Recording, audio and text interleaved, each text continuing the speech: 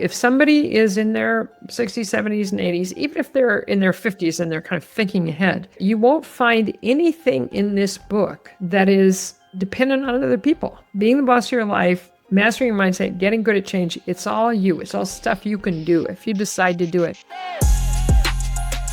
This is A Joyful Rebellion, the podcast that explores that moment you realize the life and success you worked so hard to create didn't come with all the fulfillment you thought it would. I'm your host, James Walters, and I want you to be the author of your own story. Each week, I connect with people who inspire bold answers to the question, what do I do now to create a life I love? If you're ready to start answering that question for yourself, you're in the right place. So let's start a joyful rebellion.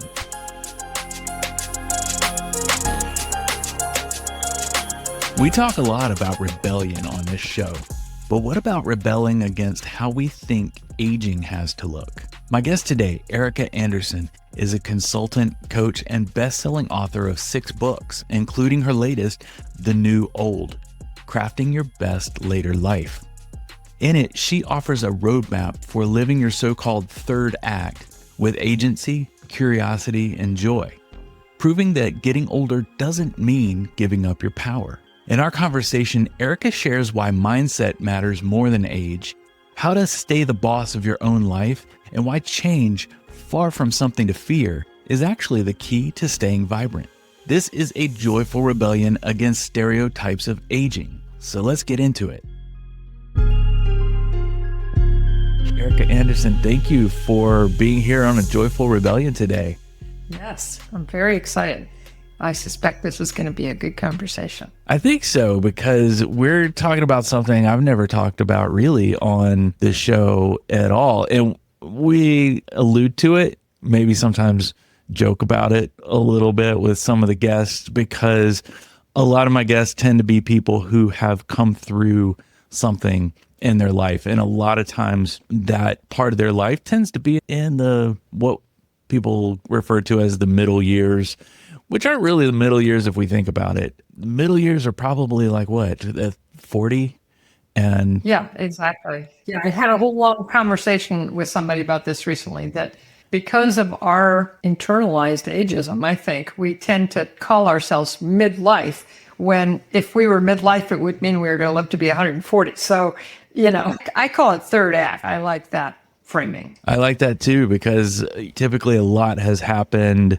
What age would you say a person might hit that third act? I think it's different for different people, but it tends to be kind of 60s. And it's when most people start thinking, you know what? I'm not sure I want to work 60 hours a week anymore. Yeah, there's that. Well, we got into it, but we haven't talked about what we really are talking about. We're talking about aging. You've written a book called The New Old. And yeah, that's what I want to talk about today, because if you're not headed that direction, you're already dead. Wasn't the alternatives. And yeah, if you're not heading that direction, you're not listening to this show and it won't matter to you, right? So everyone is getting there. And if you are fortunate enough to get to that third act and decide you don't want to work 60 hours a week anymore, then the thoughts that you've written down, the experiences you've had could be of a lot of benefit. So I want to talk about that. Now, you have written a lot of books. I'm looking at your website right now. It's erikaandersen.com. And that's an E at the end of Andersen, not Anderson. It's Andersen. Yeah.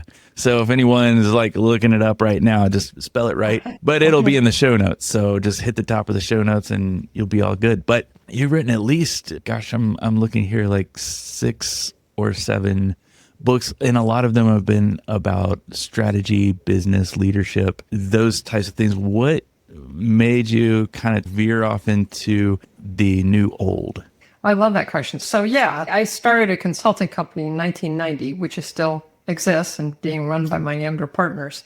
This was my 6th book. And always when I decide to write a book, it's because I get curious about something and I want to crack some kind of a code. So when I was running my company, it was codes about how do you really manage people well? What does it mean to be strategic? How do you lead so that people accept you as their leader? How do you learn well? How do you get good at change? And so when I decide that I want to crack one of those kinds of codes, I start writing books. So during the pandemic, I was in my late 60s. The pandemic was an interesting time for all of us. And my husband and I lived kind of out in the country. And so I was walking around a lot. And I thought, okay, so I don't want to work 60 hours a week anymore. I've always had a clear vision for what I wanted my work life and my personal life to be. I feel like I don't have that vision. Wow, I should get clearer about what I want this part of my life to be. And then I thought, you know what? I want to crack that code. I want to help people figure out how to get old well. Because I was starting to notice the kind of inherent ageism of our Western society, which assumes that when you get old, all kinds of terrible things are going to happen. You're going to be weak and dependent, and you're going to lose all your agency, and you're going to have other people tell you what to do. It's like, dude, I'm not sure that needs to happen. Yeah. So if we don't want it to happen, what do we need to do? And so that was the genesis of this book. Okay. Yeah, and it's so true. I mean, I've even made offhand comments to my daughter. She's 17, and I was like, if I ever get to the point where I can't do things, just take me out. Just mercifully, if we're at the Grand Canyon, maybe just give a nudge, and I'll go quietly. Over the end. Yeah. Yeah. Yes, and the weird thing is that we assume that's what's going to happen. I mean, I know we'll talk about this a lot, but there's a lot of wonderful research that just shows that it's not true. I'll give you this great statistic that there's so much research in this book that I really love. So one piece of research is that, and this is the reason I call the book The New Old, is this is the first time in history that most people will get old. Interesting. Okay. For instance, right? Yeah. Like 100 years ago, 1 in 20 people was over 65. Now, 1 in 6 people are over 65. Being over 65 is now common for the first time in history. Okay. So I love that statistic. And the other related statistic, and people are always surprised when I say this, I was surprised when I first read it, that a reasonably healthy 65-year-old person who doesn't smoke has about even odds of living to be 90. Oh. How cool is that? That also has never been true. There never in the history of humanity have there been so many 70, 80, 90-year-olds running around, right? And so because that's true, society kind of hasn't caught up with that. We still think that when we get to be, say, 75, 80, we're just going to lose it and somebody needs to push us over the other edge of the Grand Canyon, you know?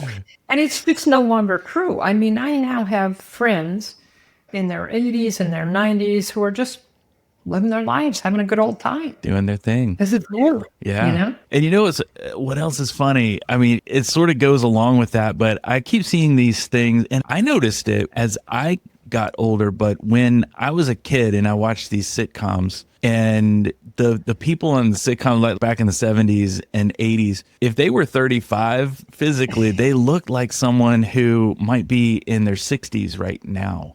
And I don't know what that was. I don't know if that was just the style or the whatever it was, but I keep seeing these, like they'll put a 80s actor who was in their prime, maybe 35, 40 at that time during that show. And makeup has a lot to do with it too, whatever character they were playing. Yeah. But also they'll put them beside someone who's 10 years older today. And that person who was 10 years older at the time looks 25 years younger than the person from way back. It's 100%. And your instincts in that regard are very accurate. There was a study that came out recently that said that today's average 72-year-old has the mental and physical capacity of a 53-year-old 40 years ago. Ooh. So you're exactly right. Where it's a combination of medical breakthroughs and that we know how to take care of ourselves. Most people don't smoke. Most people understand that you need to eat healthy, less processed food, and you need to stay active. And one of my favorite examples these days is this. I live in Spain most of the time. And one of my friends is this woman named Pilar, who just had her 90th birthday. wow. And she is just a little ball of light. She She lives in an apartment. She has much friends. She walks around every day. She told me the other day that she walks about 8 kilometers a day, which is about 5 miles. And I met her because we were both taking an open university class here in Oviedo, the city we live in, called Mitos y Leyendas de Asturias y Oviedo, which means myths and legends of Asturias and Oviedo. So we met in that class. She's 90. She's just grooving. I wouldn't be surprised if she lived to be 100 plus. This is what 90 can look like. No signs of stopping. And that brings up something that's interesting, because I've always heard all through my life, keep your mind flexible, keep your mind working, and you'll stay young, at least mentally. And you sort of took that on. You, in your third act, decided you were going to learn Spanish. On those walks during the pandemic, and you're thinking, okay, I don't want to work as much. I want to do something for me, something that's going to be fun, but also meaningful. Is that when that came out and you decided, you know what, I'm going to learn Spanish and spend part of my time in Spain? It did not, it wasn't like, okay. It arose out of that situation though. So at the same time that I started thinking about and then subsequently writing this book, I was wandering around in the pandemic and I was 68, 69, whatever. When I get to a place where I'm going to crack a code, and the code I was trying to crack is, how do we get old well? Because of the way my brain is wired, I always take a step back. And what I'm looking for are a few simple principles or a model to help people. Like, there are a zillion books right now being written about getting old. Baby boomers are writing them with a vengeance. Most of them are they're not useful, but they're pretty tactical. Okay. It's kind of like what food to eat, what supplements to take, what kind of exercise to do, how much to sleep, whether or not to sell your house, all that kind of, it's like down the weeds sort of. And the way my brain works, it's like, wait. So I want to back up and offer some principles that will be useful to anybody trying to craft a life that works for them, rather than you should do this particular stuff. Does that make sense? Totally. Yeah. A little more high level, like up here. Exactly. More strategic. I didn't write a book about strategy. So what I came to, and this was based on my thinking and kind of what I observed and a bunch of interviews I did with people in their 70s and 80s, the 3 principles I came to in the book. The first one is be the boss of your life. Because a lot of what becomes problematic in old age is exactly what we talked about from the beginning, that people kind of give away their agency. They let other people run their lives. They stop envisioning a future for themselves. They just start to kind of drift. So in that section, I talk about how to envision a future. Like, what kind of old person do you want to be? What kind of older life do you want to have, right? And then how are you going to make a plan to actually make that happen? So that's what that section is about. And out of that arose for me my vision for myself in my 70s, which is, I want to be full of light, deep, strong, and magical. Yeah. That's the vision of the kind of old person I want to be, right? Okay. And then the vision for the kind of life I want to have, what I came to is, in my 70s, it's about exploration. Time to discover and enjoy and support myself, the world, and the people I love. So those are my North Stars. That's how I'm operating, right? And so part of that was... I had already decided a couple of years before that I wanted to learn to speak Spanish, because one of the books I wrote was about learning, and I thought that'd be a big, juicy challenge. So I was starting to learn to speak Spanish, and my husband said, well, let's go vacation in a place where people speak Spanish. How about Spain? And so I don't really like the southern part of Spain. It's too hot and kind of touristy for me. I read a couple of articles about the north of Spain, the part of Spain that's called the Costa Verde, the Green Coast. And especially this part of Spain called Asturias. And it just really caught my attention. So we went there in 2017.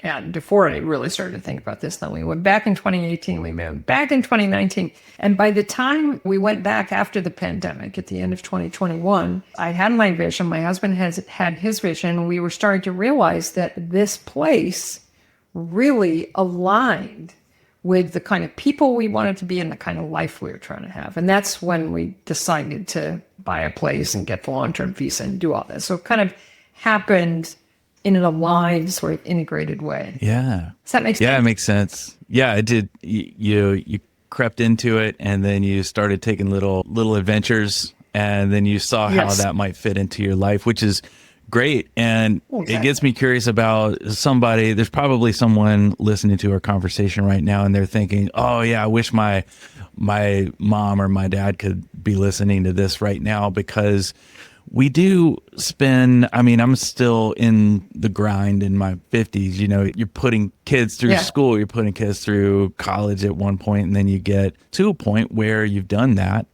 and you're so used for decades and decades of what I call the grind. And whatever it is you were good at and whatever it is you're doing, you want to maybe explore what else is there in life. And I've heard conversation after conversation where people just don't have any ideas. They're fresh out of ideas because they've done this one thing.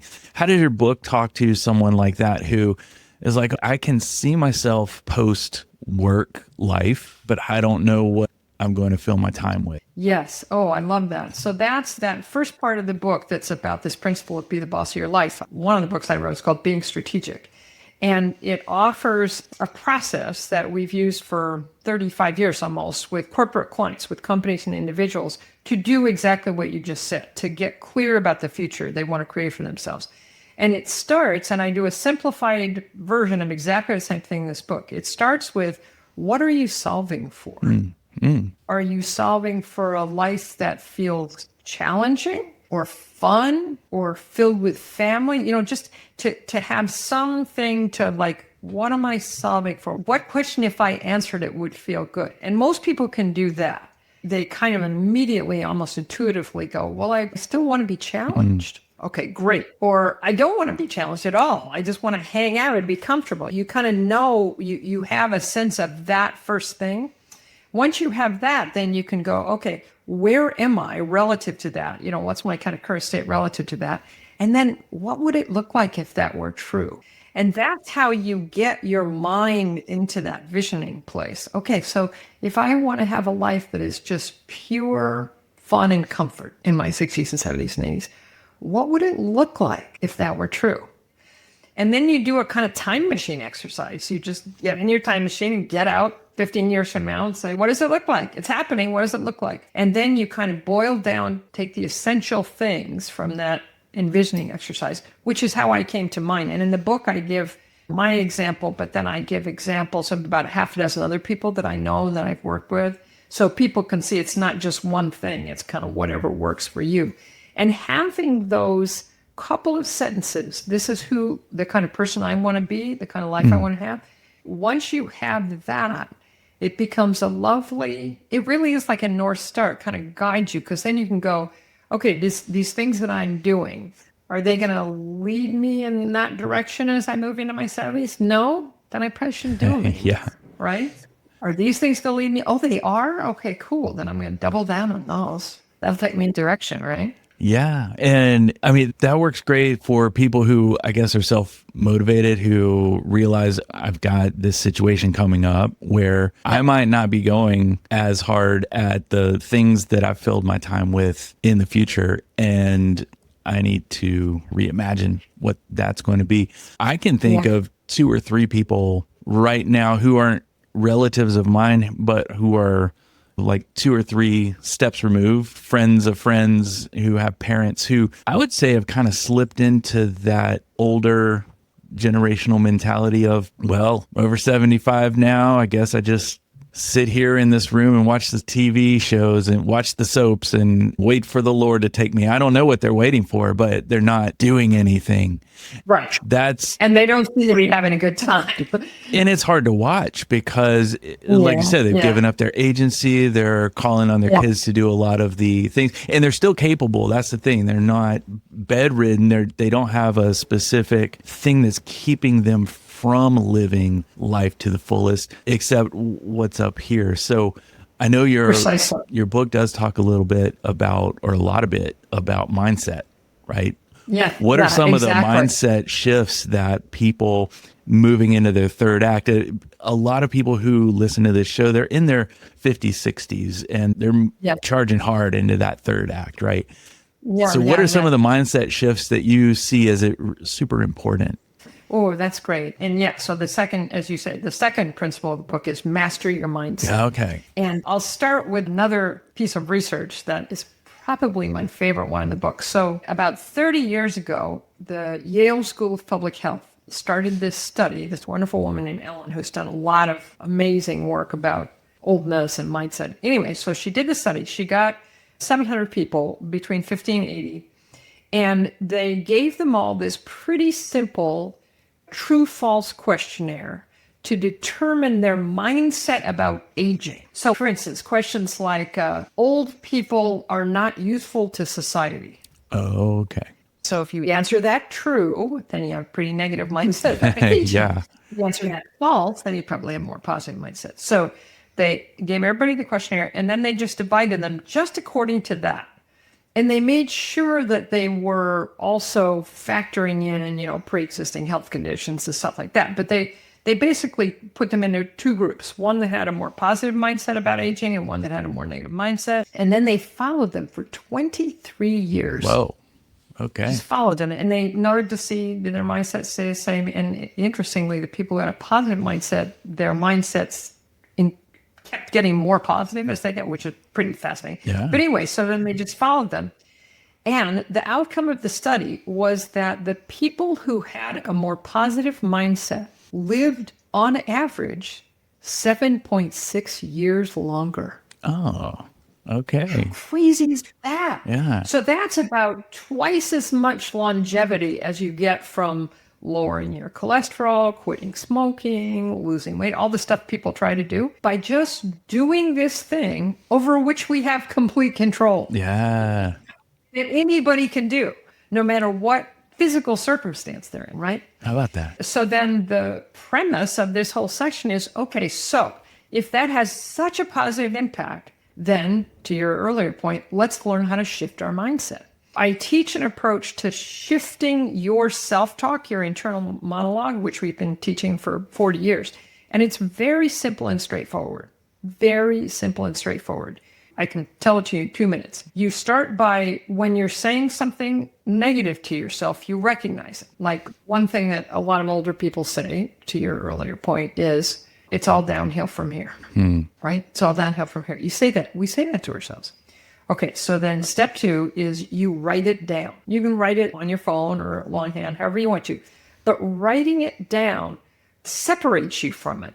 Because when we're saying something in our heads to ourselves, we think it's true and we think it's us. Oh, right? Yeah. And when you write it down, it's like cutting your hair. It's like it doesn't belong to you anymore. You write it down and you go, holy crap, that's what I'm saying to myself. Yeah. It's all downhill from here. I don't even believe that. So then you have to revise it. And you need to revise it in a way that's more hopeful, right? And that you believe. So you can't just say some BS super positive stuff to yourself because you won't believe that. So instead of saying everything's all downhill from here, you might say, I don't know what's going to happen from here. I've never been 70 or 80. So that's neutral. That's not even rah-rah. That's just neutral. I don't know what's going to happen from here. And then you repeat it. So when your mind tells you, it's all down here from here, I might as well just sit here and watch TV. Hold up. I don't even know that that's true. So it turns out that just doing those kinds of shifts, those also have a tremendously beneficial effect on both the quality and the quantity of your life. And it's a skill. It's a skill you can learn to do. That's fascinating. And you have to be willing to do it. And you have to be aware. In so much of what we talk about, and people who listen to this show every week, they're going to roll their eyes because I keep coming back to it, but it's about that awareness.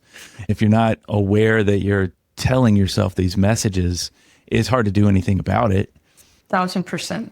Yeah. And that's why in the book, I give some of these stats of like, look, this can really help. And all you have to do with the big first step, just as you say, James, is become aware. Recognize what you're saying to yourself, because then you can do something about it. That leads me to wonder, in all of your research, when you were compiling it for the book, talking to a lot of people, have you seen these attitudes change over time in the different generations? Are younger people now, do they look at people in their 70s and 80s differently in 2025 than than we did maybe in the 70s and 80s and 60s and before? It turns out that it's very personal. If young people have older people in their lives who are good models, who are having good lives and who are using their brains and enjoying being alive and having a positive impact on the people around them, then they're, as it would, it affects their ageism. They tend to be less ageist in their attitudes. Okay. But if they don't, then they don't. I mean, it's so personal. And with young people who are heavy media consumers, because the media has, generally speaking, very negative pictures of older people. One funny example I use in the book is my husband and I decided about a year ago to watch The Simpsons all the way through, like 36 seasons. Whoa. And if you think about it, all of the depictions of old people in The Simpsons are negative. Okay. You know, Mr. Burns is evil. Homer's father is just useless and can barely stand up. Skinner's mom is a horrible old hag. I mean, they're either useless or awful. Yeah. Every single one of them, you know? It's like the caricature of what a old person would be. Yeah. Yes. So younger people are all had that bathing their brains all the time. So they really have to have some strong, positive models of what oldness can look like. It also seems, because companies understand, like, you've got the biggest generation in America, at least, are in that age range of 65, 70, and 80, the baby boomers. So they're trying to cash in with a lot of, I see these 55 plus neighborhoods that are coming, a lot of things to cater, and not just healthcare stuff, but a lot of products and things that cater to people in their third act. What kind of social changes have you seen because of that? The companies that are trying to cash in, I've had a lot of there's a wonderful, I have a Substack called The New Old, and I've met all these wonderful people in their 70s and 80s and 90s who are also Substacking and trying to be pro-age, anti-ageist. One of the things we're talking about is all the companies that are trying to kind of cash in on us and us baby boomers. They must not be talking to actual baby boomers, because we find the things that they're doing are combination of dismissive and kind of cringy. You know, it's like, dude, this is not who we are. I don't know who you're talking to, but you're not talking to us, you know? What's a good example of maybe a product that someone in a boardroom said, you know what, we should hit the boomers with this thing, they'll love it, and you see it and you're like, oh, guys, no. My favorite example of this, I was just talking to a friend of mine the other day, a woman who's 80 and is just, man, she's still taking over the world. She wrote a very popular book in the 90s. Her name is Vicki Robin, called Your Money or Your Life, which is still selling very well 30 years later. She's an amazing person. But anyway, we were talking about these phones that they're selling that have huge numbers on them, Right. like, because we can't see, Uh-huh. not like you could wear reading glasses, you know, no, we can't see, and they have huge numbers, and the ads are like, all you have to do is hit any number because you're so technically inept, dude.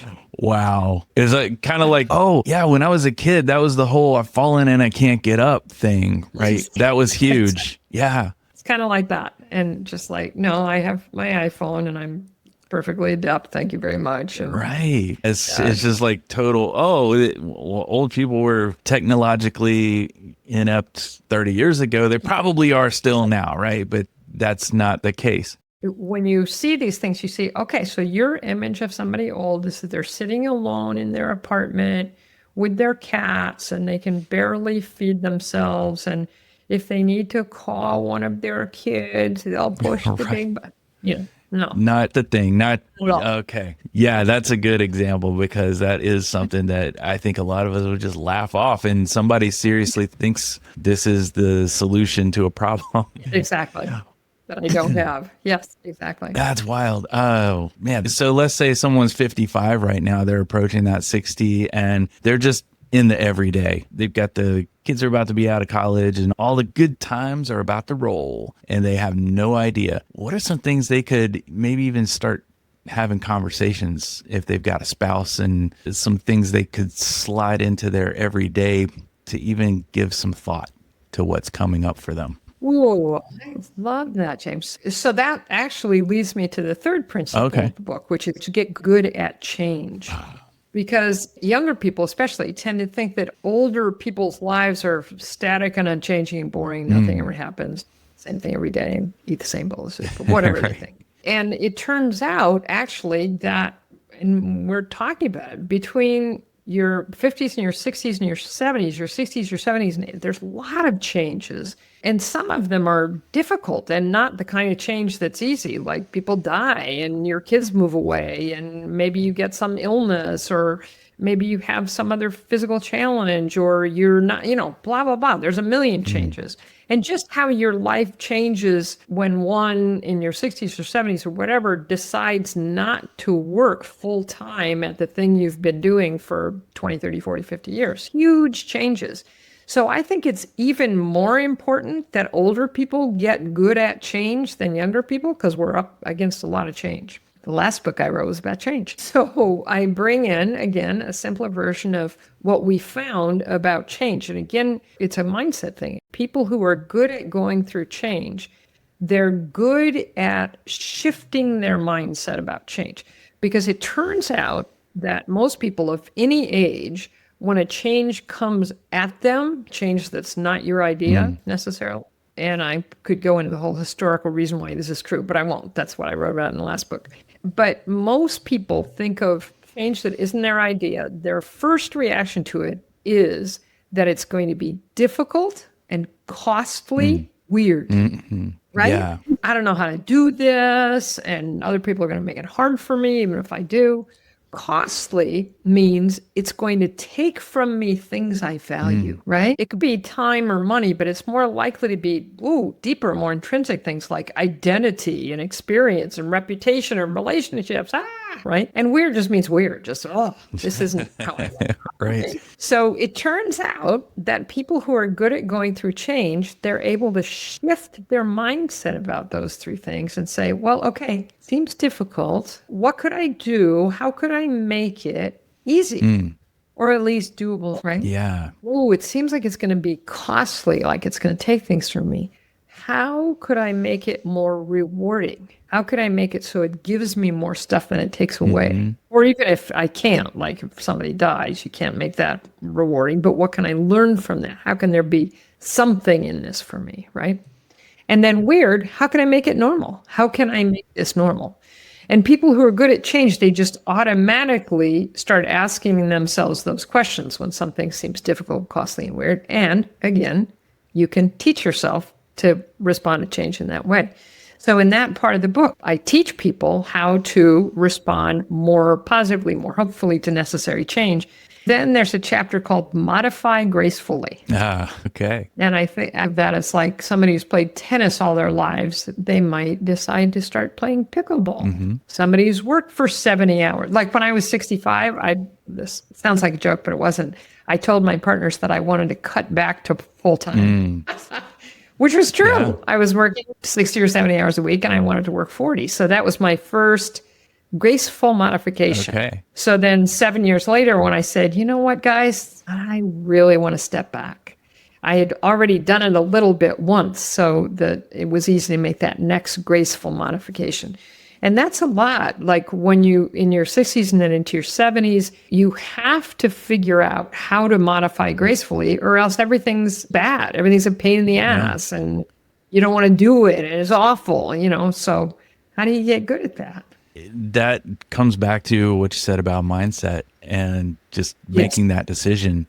That parlays really well into, I'd love to talk about people who are old before their time, because I know some of them, and I've had this conversation with one of them in particular, love her bunches, but I was like, I feel like you're older than you are, because I'm in that generation that maybe did or maybe didn't grow up with technology. It was kind of split. So I think I got a computer when I was in high school. It was the family computer. I didn't have one, but it was in like the room and it was a big deal. Not a lot of my friends had one. You couldn't do a whole lot with it except type reports. It was like a glorified typewriter, really, if we're honest. Then going into college, I think I got a hand-me-down computer that had the word processor. That was cool. But then I went into a profession where I went into photography, commercial photography. Technology was very much a part of that. So in my work life, I had access to technology, computers all the time. A lot of my friends didn't. So now a lot of my friends, it's kind of 50-50 whether they need a ton of technology in their workplace or they don't. Sometimes it's just answering emails is the most technology they get into. And I always go back to, there was that joke where got to go over to grandma's house to program the VCR so she could catch her shows, right? And that was really real. And I feel like in my generation, it's still a thing. A great example is my friend lost the remote control to their television. And they came in the room and their kid was watching the television. And they were like, "Did you find the remote control?" They were like, "No, I just downloaded the app on my phone." She's like, "I haven't watched TV for a month because I couldn't find the remote." So their kid helped them download the app and now they can watch TV. That's just a really recent example of if you don't stay current, if you don't stay curious. I think curiosity as we age is so important. And that's a mindset. And that is 100% so important because if you get rigid, you stay in that place. And your body ages, your mind ages, and you don't grow. And there's nowhere to go from there. Could not agree with you more. In fact, the last chapter in the Get Good at Change section is called Discover and Explore Anything. And it's about how, first of all, when you get old, unless you're suffering from some brain disease, your brain works perfectly fine. The brain scientists, until not that long ago, 20 years ago, thought that you kind of stopped operating, your brain didn't work very well, you couldn't learn things. So now they know, no, it's fine. Your synapses are fine. It is kind of a use it or lose it proposition. You have to use it or it'll go away. But there's so many examples of people, even many, many years ago, of Michelangelo doing the Sistine Chapel in his late 70s and early 80s. I mean, it's fine. You can learn whatever you want. And the cool thing is, for most people in their 70s and 80s, they're not working 60 hours a week. And for the first time, you have time and bandwidth and the opportunity to just learn stuff you're interested in, right? Versus I'm learning this because I need it for my job, or I'm learning this because I want to be a better parent. Now it's like, what do you want to learn? You can learn anything. And especially now, oh my God, because anywhere in the world, you can learn something because you can learn online, right? So I talk a lot about, one of the books I wrote was How to Learn Well. And it turns out that the four mental skills that really good learners use, the first one, and we've talked about this before, is aspiration. You got to want to do it. So you have to figure out the things that you actually want to learn, right? Because that's going to move you forward. Second thing, we've talked about this as well, is neutral self-awareness. You have to be accurate about where you're starting from. If you think you're fantastic at something and you've never done it before in your life, you're going to have a hard time. Yeah. But you have to be accurate about where you're starting from. And the third one is curiosity, is endless curiosity. That thing that little kids have. I mean, remember when your kids were little and they were just relentless. Why, Daddy? Why does that happen? How does that work? What will happen if I do this? And we get that kind of socialized out of us as we get older, but it's still in there. So you can refine that childhood curiosity. And then the last one, and this is really important for older people, is willingness to be bad first. Oh, yeah. So willingness to start by being a novice, because by the time we get old, we're pretty good at most of the stuff we do. So you have to be willing to let go of that. Oh my God, I experienced that every day when I was first starting to learn Spanish. I bet. And still, I have to be willing, I live in a place where most people don't speak English. So if I want to do something, if I want to do anything, I got to be able to speak Spanish. And I told all my friends, look, if I make a mistake, correct me. And every day I make mistakes. And I work, and you got to be okay with that. Yeah. And you're probably having a blast meeting people you would have never met before, seeing things you would have never seen had you not gone down that path. Yeah, absolutely. And, when we go to visit a place, being able to do the tours in Spanish, they'll maybe do them in English, but their English is probably not that great. And they tend to leave out some of the more interesting, weird historical stuff. And absolutely what you're saying. It opens up a whole realm of learning, but it opens up a whole realm of being able to integrate into another society to learn their language, you know? Yeah, it's wonderful. And I'm sure it's got to be so good for my brain to be doing this every day, you know? Sort of rewire and see the world in a different way. That makes me curious. You're in Spain a lot of the time, and we've been talking about the cultural kind of way older people are seen in America. But through all of your research for this book, did you look into other cultures that have different views of people as they age? I know in some Asian cultures, they view older people a little bit differently as their role in society. It's not quite as negative as it is in Western. Did that come into play in the book at all? I did some of that research. I didn't put it in the book, but I've noticed anecdotally, I don't have good research about this, but anecdotally, living in this culture, it feels so different. And then actually, I just read an article last month that reaffirmed what I've been observing and experiencing day to day. So Spain has a really long life expectancy, longer than any place but Japan, and about 5 years longer now than the US, which is a lot, you know, that's average length. Okay. And a couple of the things I'm seeing here that I believed promote that, and now this study that I read said, yes, that's right, is that the old people here stay in community. Like one of the things we've noticed is my husband and I tend to just like sit in cafes outside and observe people. And one thing that's very common here, and you see many times a day, is an older person, sometimes a very much older person, walking on the arm of a middle-aged person who I assume is one of their relatives, but it might just be a friend. They're out walking. Like my friend Pilar, who walks 8 kilometers a day. The old people here, they're out and about. They're walking, they're doing their shopping, they're hanging out with their friends.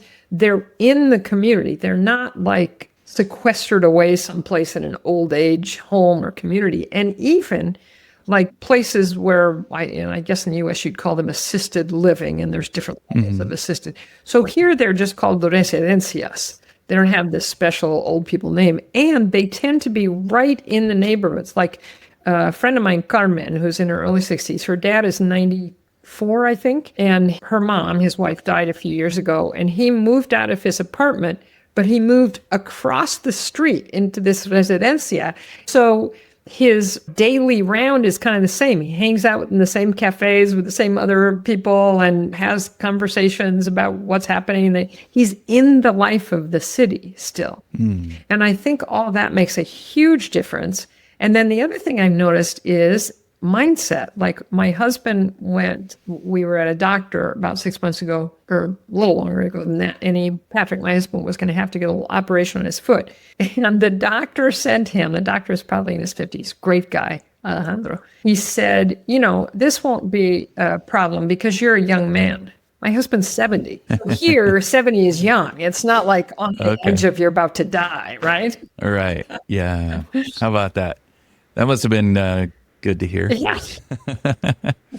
That's really cool. Well, Erika, thank you so much for this conversation. Is there anything that we didn't cover that you think is important for people to hear or understand or think about when it comes to aging and being the best old person you can be later in life? And I want to thank Betty White for setting a great example, because, who do we know recently that was better than her at aging? And 100%. Dick Van Dyke is another example who's about to turn 100. What a guy, Yes, 2 last things. One is, and I was just talking about this with what I see in Spain. So there are these 3 principles, be the boss of your life, master your mindset, get good at change. And then the last chapter is, I called it a thread that runs through everything. And it's about connection. Because a lot of people, as they get old, their connections fray. They don't have the social connections through work as much. Their kids may, move away. They tend not to be the friends with their kids' friends' parents, a lot of those connections fray. And older people, a lot of times they don't know how to make new connections or even that they should. So in that chapter, I talk about that, about how to figure out the kind of people you want to be friends with and how to go about finding them. Because there's such strong correlation between having good social networks and having a good life and having a long life. So that's the last thing I wanted to mention. But then the ultimate last thing is when I finished writing this book, I thought, this is so exciting because everything that I'm saying is completely within your control. If somebody is in their 60s, 70s, and 80s, even if they're in their 50s and they're kind of thinking ahead, you won't find anything in this book that is dependent on other people. Being the boss of your life, mastering your mindset, getting good at change, it's all you. It's all stuff you can do if you decide to do it. And I think that's a very positive thing because lots of times when people get old, they think, oh, I just can't do X anymore. This stuff you can all do. Yeah, that is really reassuring. Erika, I'm on your website right now, erikaandersen.com, and you've got all of your books here, but your new book is called The New Old, Crafting Your Best Later Life. And people can connect with you and get all your books here. Is that the best spot? 100%. And my Substack, The New Old, is a nice place to connect with me too. Okay, good deal. Well, thank you so much for being here today. This was a great conversation. It is a joyful rebellion. You can rebel against those ageist stereotypes, and I feel full of joy. That's the ultimate joyful rebellion, is just doing what you want to do. Yes. If you can do it. Yes. And I always say, write your own story. Yes. And that's what we've been talking about the whole time. And there's no point in your life where you have to stop and let nature take over. You can keep writing. Exactly. Well, thank you, Erika. Thank you. Thanks so much for joining me today. And if you have an extra minute, I have a favor to ask. Some of you listen to this show on Apple Podcasts, and a lot of you I talk to are on Spotify or Amazon. I'd love it if you would take just a second to leave a rating or a review. It lets the platforms know that listeners are getting value from the show and suggest it to others who are interested in similar content. And as always, if you have a topic you'd like me to cover, a guest suggestion, or just general feedback, I'd love to hear about that too. Connect with me on Facebook, Instagram, or at ajoyfulrebellion.com.